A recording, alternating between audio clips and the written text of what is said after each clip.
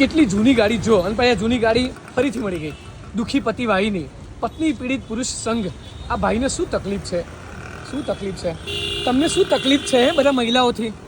મહિલાઓથી મને તકલીફ નથી, પણ પુરુષોને તકલીફો છે એમ? અને કાયદા કાનૂનથી.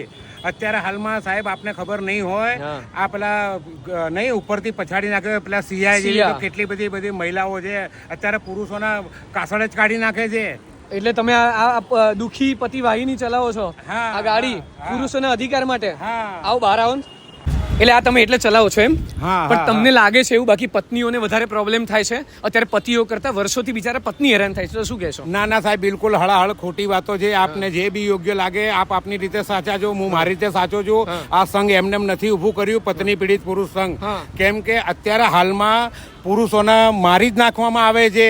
અફેર કોકની છોકરી જોડે હોય છે, બે જણા ભેગા મળીને. અત્યારે સિયાનું જુઓ, પેલા શું નામ છે અતુલ સુભાષનું જુઓ, પેલા હરિયાણાવાળાની જુઓ તમે. અત્યારે સાહેબ સિયા જેવી બધી ઘરે ઘરે છે. અત્યારે હાલમાં પુરુષને જીવવું મહાપાપ થઈ ગયું છે એવું મને દેખાય છે. તમે દુઃખી પતિ છો? હું હતો, અત્યારે હાલમાં નથી. અત્યારે હાલમાં હું સુખી છું ને લોકોને સુખી કરવા માંગુ છું. આ મારું ધ્યેય છે. લોકોને સુખી કરવા માટે તમે એમની પત્નીથી એમને છુટકારો પાવડાવો છો? હા, અમારું કામ જ આ છે. દુઃખી પત્ની પીડિત પુરુષ સંઘ અમારું આખું સંગઠન છે સાહેબ. અમારી પાસે 35 દુઃખી પતિઓ તો અમારી ઓફિસમાં હોય. હમણાં જ આજે આપ નહીં માનો, મારા ફોર્મ પડ્યું છે અત્યારે હાલમાં. આપના નામ એક દેવાંગ વ્યાસ અત્યારે હાલ જ એક મેમ્બર બનીને ગયા છે આજે જ. એ બિચારા એની શું પરિસ્થિતિ છે એ જાણો તો ખબર પડે. મારા જ નામનું? આપના નામનું નામ જ. જેમ કે આપનું નામ આરજે દેવાંગ સાહેબ છો આપ, બરાબર? તો આપના નામ જ દેવાંગભાઈ જ આવ્યા હતા મેમ્બર બનવા માટે. આજે જ હમણાં 1 કલાક પહેલાની વાત છે. એટલે સાહેબ હું તો એવું કહેવા માંગુ છું, ઘરે બીમારી છે બધાને. પ્રોબ્લેમ તો છે જ, પણ કોઈ નાકના હિસાબે બહાર આવતા નથી. કાયદા કાનૂન અને આ પત્નીઓ બધાને પોતપોતાના કોઈને અફેર હોય જ છે. એના પત્નીને સ્ત્રીની દુશ્મન સ્ત્રી અને પુરુષના દુશ્મન પુરુષ. મને તો એટલી ખબર પડે. અને પાછા અધૂરાપુરામાં કેન્દ્ર સરકારે કાયદા એવા બનાવ્યા છે કે જે આનો કાયદાનો મિસયુઝ થાય છે. એટલું મને ખબર છે સાહેબ.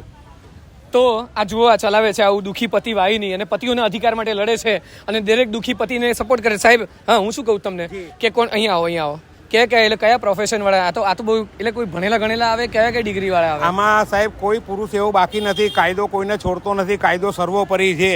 હવે દાખલા તરીકે એન્જિનિયર પણ આવે છે, ડોક્ટર્સ પણ છે, પોલીસ પણ છે, એક્ઝિક્યુટિવ મેજિસ્ટ્રેટ પણ છે, પોલિટિકલ્સ પણ છે. કોઈ નેતા પણ બાકી નહીં હોય. આ કાયદા કાનૂનમાં કોઈ બચી શકતું નથી. એન્જિનિયરો એન્જિનિયરો પણ છે, ડોક્ટર્સ પણ છે, વકીલ પણ છે, જજ પણ છે. હમણાં પેલું જજ અમન સાહેબ નહીં, એમને આત્મહત્યા કરી છે દિલ્હીમાં. તો કઈ એમને નથી કર્યા. બધાને ઘરે બીમારી છે જ સાહેબ. આ તો ખરેખર આ પુરુષો જાહેરમાં આવતા નથી, નહીતર ખરેખર કંઈક ફેરફાર થાય. પણ મને નથી લાગતું કે આ પુરુષો કે અમારી ઇજ્જત છે, અમારે નાકના હિસાબે આવો, અમારે નોકરી જોવાનું, ધંધો જોવાનું, અમારા સમાજમાં જોવાનું, એવી રીતે બધી રીતે મુસીબત એ લોકો ભોગવી રહ્યા છે.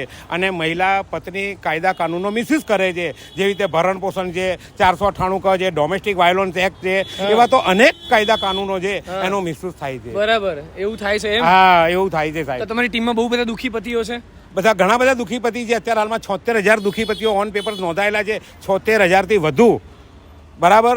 આ તો લાખોમાં હશે સાહેબ, લાખોમાં હશે, પણ ઓન પેપર નોંધાયેલા છે. અને વધતા જાય રોજ વધવાના જ ને, રોજ વધવાના. દર વર્ષે 25,000 જોડા પરણે છે. એમાં 15,000 તો બિલકુલ ફાજલ જવાના, 10,000 તો અમારી પાસે આવે જ છે. એવું ચોખ્ખો આંકડો દેખાય છે. અને રોજના 200 પુરુષ આત્મહત્યા કરે છે. રોજ પર ડે 200 પુરુષ આત્મહત્યા કરે છે અને બતાવે છે 2-5 જ. બેન એવું કહે છે કે પતિઓ દુઃખી છે પત્નીઓથી, સાચી વાત છે? હે? પતિને છોડીને 35 વર્ષથી કેમ? ઘરવાળો રાખતો નથી. એક છોકરી છે.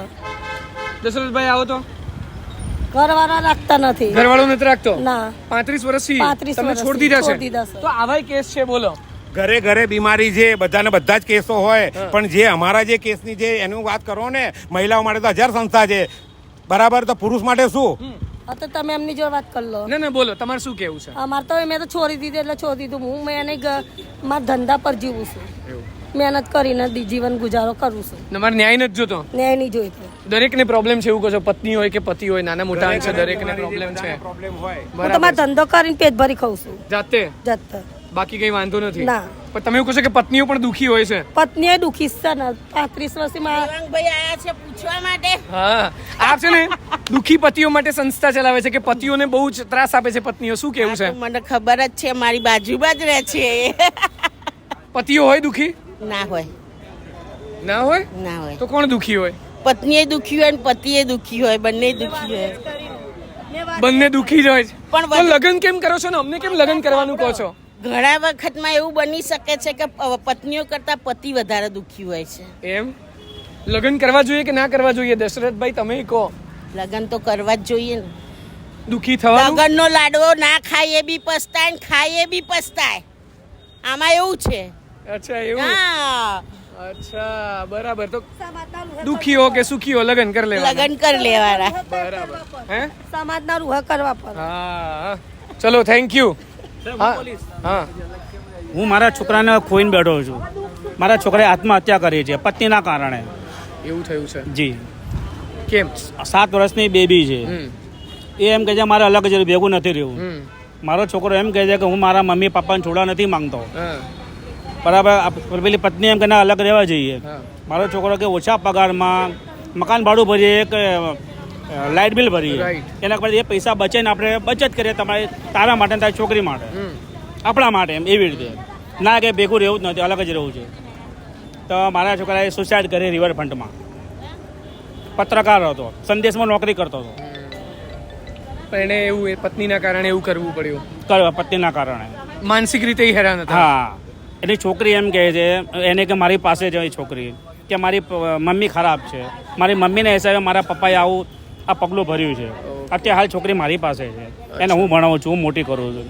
અત્યારે મારી 65 વર્ષની ઉંમર થઈ ગઈ છે, મારે આરામની જરૂર છે, છતાં હું પકડીને લારી ચલાવું છું. અત્યારે પાણીપુરીની લારી કરવાની મારે કોઈ સાવરો નથી. ઓકે દશરથભાઈ, એટલે આવું પણ આપણે સાંભળતા હોઈએ છીએ ત્યારે એવું થાય કે તમે જે સંસ્થા ચલાવો છો એ ઘણા બધાને ન્યાય અપાવડાવવામાં મદદ કરતું હશે.